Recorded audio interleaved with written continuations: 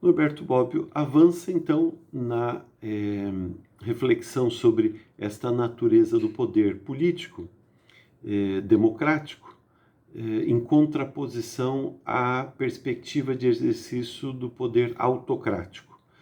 E ele vai dizer, olha, o poder autocrático, ao contrário, né, do poder democrático, é aquele que vai se pautando pela dissimulação e pela simulação, né?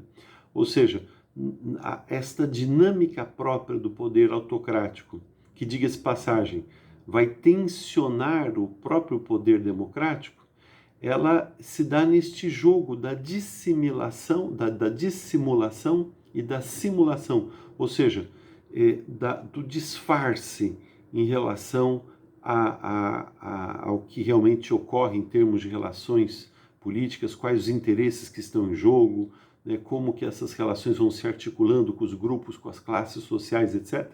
Então há uma necessidade no poder autocrático de se encobrir, né, de se disfarçar as reais intenções dos atores políticos. E, ao mesmo tempo, a simulação, a mentira, né, o falseamento das reais intenções que estão presentes no campo da ação política. Então, Norberto Bobbio vai dizer o seguinte, olha, o poder autocrático, ele é aquele poder que se rende totalmente para essa dinâmica de simulação, dissimulação, né?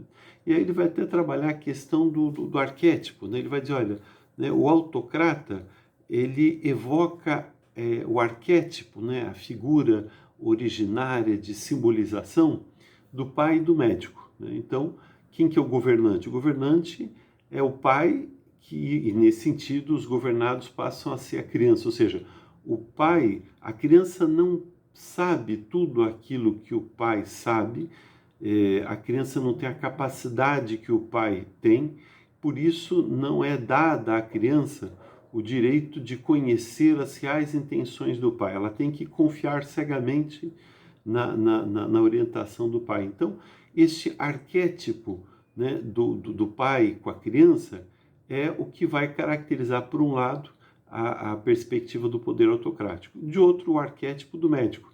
Então, o que é o médico? É aquele que domina a ciência do corpo do paciente e, nesse sentido, o paciente tem que disponibilizar o seu corpo ao médico, porque, apesar do corpo ser dele, quem conhece mesmo o funcionamento do seu corpo é o médico. Então, nesse sentido, outra vez o poder autocrático, ele implica nesta transferência, né? Nesta confiança cega, digamos, na capacidade, na ciência do governante. Então, na medida em que o poder se constitua nesta perspectiva, ele vai se afastando do que é próprio do poder democrático, que é exatamente esta capacidade do cidadão se autodeterminar, a autonomia, o protagonismo dos cidadãos na organização da vida. Então é nesse sentido, portanto, que o Norberto Bobbio vai dizer o seguinte, olha, a democracia, ela se alimenta do conhecimento socializado. Então, nesse sentido, na democracia, o determinante não é a ciência, não é que a democracia vá desqualificar o conhecimento científico, ela incorpora o conhecimento científico, mas ela traz, pode ser assim, à tona, a dimensão de deliberação, a dimensão volitiva, a dimensão afetiva, axiológica, ideológica, etc., que condiciona a utilização e as finalidades para as quais o conhecimento científico será utilizado. Então, nesse aspecto, a democracia, ela trabalha com a ideia do conhecimento e, portanto, a democracia ela não exclui a tecnocracia, mas ela submete a tecnocracia à deliberação popular. Até porque os temas técnicos sempre implicam em finalidades que não são propriamente técnicas, são finalidades políticas. Então, cabe sempre ao público conhecer os procedimentos, conhecer as finalidades e ter condição de influenciar sobre ambos.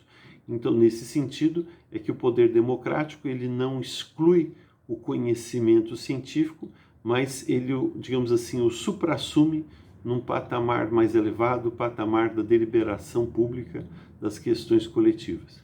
Paramos aqui.